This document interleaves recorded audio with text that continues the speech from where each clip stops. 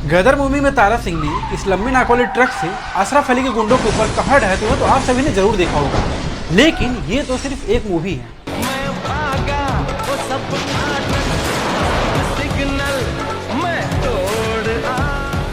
अगर बात करूं मैं रियलिटी की, तो इस लॉन्ग नोज वाले ट्रकों ने इंडिया के ग्रोथ में अपना बहुत ही बड़ा योगदान दिया है। फिर चाहे कोई गदर जैसी मूवी हो या फिर कोई इंडस्ट्री ही क्यों ना हो, आज के आधुनिक ट्रकों के मुकाबले अगर इस लंबे नाक वाले ट्रक की बात करें तो ये ट्रक्स बहुत ही सेफ होते थे, और अगर एक्सीडेंट होता भी है तो इसमें किसी की जान भी नहीं जाती थी, ज्यादा कंफर्टेबल भी होते थे। लेकिन ऐसे क्या दिक्कत आ गई कि ये लॉन्ग नोज वाले ट्रक्स हमेशा के लिए मार्केट से एकदम खत्म ही हो गए, और आज के टाइम पे ये लॉन्ग नोज वाले ट्रक्स सड़कों पर हमें बहुत कम ही देखने को मिलते हैं। भारत आजाद होने के बाद सन 1954 में टाटा और बेंज मर्सिडीज की पार्टनरशिप होती है 15 साल के लिए, जहां पर वो मर्सिडीज बेंज के 312 सीरीज यानी लॉन्ग नोज वाले ट्रक्स को इंडिया में बनाकर बेचने वाले थे। और यही वो ट्रक्स थे जो जर्मनी के अंदर साल 1953 से लेकर साल 1969 तक बिके थे। लेकिन इसके पीछे भी एक छोटी सी कहानी है। जब ये पार्टनरशिप हुई थी टाटा और बेंज मर्सिडीज की, यानी 1954 में, उस टाइम में टाटा के पास गाड़ियां मैन्युफैक्चरिंग करने का कोई भी एक्सपीरियंस नहीं था। उस टाइम में टाटा सिर्फ ट्रेन के लोकोमोटिव इंजन और ट्रेन के कोचेस को बनाया करते थे। लेकिन वर्ल्ड वॉर 2 के बाद जर्मनी की फाइनेंशियल और इकोनॉमिकली हालत बहुत ही ज्यादा खराब हो जाती है। तब उस टाइम में टाटा अपने नागपुर वाले एक्सप्रेस मिल में बहुत सारे क्लोथ्स को मैन्युफैक्चरिंग करके एक्सपोर्ट किया करते थे।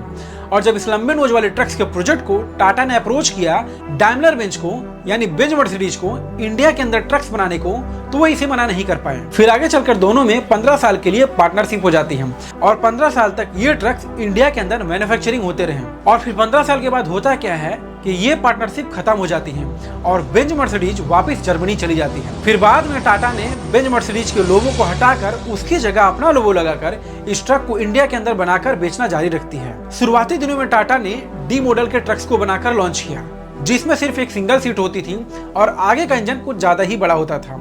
फिर उसके बाद टाटा ने एस मॉडल के ट्रक्स को बनाकर लॉन्च किया, जिसमें बैठने के लिए डबल सीट्स थे और इंजन पहले के मुकाबले कुछ ज्यादा ही छोटा कर दिया गया। और ये मॉडल लोगों को इतना ज्यादा पसंद आता है कि भारत की सड़कों पर हर जगह बस यही ट्रक्स देखने को मिलती थी। और ये ट्रक्स आप लोगों ने कहीं न कहीं जरूर देखी होगी, और अगर देखा है तो कमेंट सेक्शन में कमेंट करके जरूर बताइएगा, क्योंकि मैं हर कमेंट का रिप्लाई जरूर करता हूँ। तो साल 1971 से लेकर साल 1983 तक सब कुछ अच्छा चलता है, लेकिन फिर उसके बाद 1983 में गवर्नमेंट्स ने ट्रक के ऊपर ट्रक्स के वेट, लेंथ और ट्रक्स के डायमेंशन को लेकर एक रूल लागू करती है।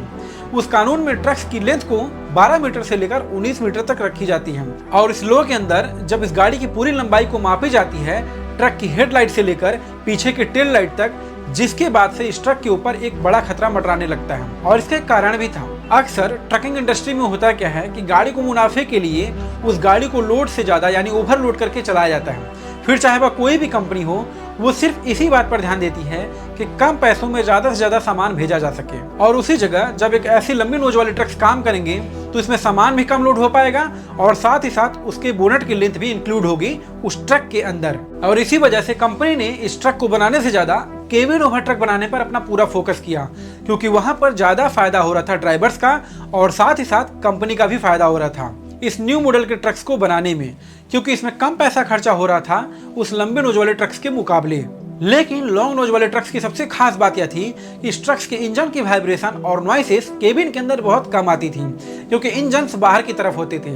लेकिन केबिन ओवर ट्रक्स में आप इंजन के ऊपर ही बैठे होते हैं। इस ट्रक को रिजेक्ट करने का सबसे बड़ा कारण यह भी है कि भारत की मार्केटिंग सिस्टम कॉस्ट इफेक्टिवनेस के ऊपर काम करती है, और यहाँ पर जब एक ड्राइवर एक लॉन्ग नोज के ट्रक के ऊपर काम करेगा तो उसकी गाड़ी में लोड भी कम आएगा, जिसकी वजह से उसे एक ही काम के लिए बार बार चक्कर लगाने होंगे, जिसमें तेल भी जाया होगा और साथ ही साथ पैसा और समय भी जाया होगा। लेकिन समय के साथ साथ गवर्नमेंट और भी ज्यादा स्ट्रिक्ट हो जाती है, जिसमें वो ट्रक्स के एक्सल लोड रेगुलेशन को लेकर और साथ ही साथ ट्रक्स के विजिबिलिटी को भी शामिल करती है। ट्रक्स के एक्सल लोड रेगुलेशन में होता क्या है कि सरकार सभी ट्रकों के ऊपर ये कानून लगा देती है कि आप एक लिमिट से ज्यादा लोड अपने ट्रक में नहीं ले जा सकते हैं, क्योंकि ओवरलोडिंग की वजह से एक्सीडेंट का खतरा बना रहता है। और अगर आप ओल्ड वाले ट्रक्स को देखोगे तो उसमें एक सिंगल एक्सल देखने को मिलेगा, और वहीं न्यू मॉडल ट्रकों में डबल एक्सल होते हैं। तीसरी सबसे बड़ी बात कि इंडिया में लॉन्ग नोज वाले ट्रक्स को भारत की छोटे सड़कों पर चलाना बहुत ही ज्यादा मुश्किल होता था और उस टाइम पे यानी सन 2000 में इतने अच्छे हाईवे और एक्सप्रेसवे नहीं बने हुए थे कि उस लॉन्ग नोज वाले ट्रक्स को बड़ी आसानी से चलाया जा सके। इन्हीं सब बातों को ध्यान में रखते हुए कंपनीज ने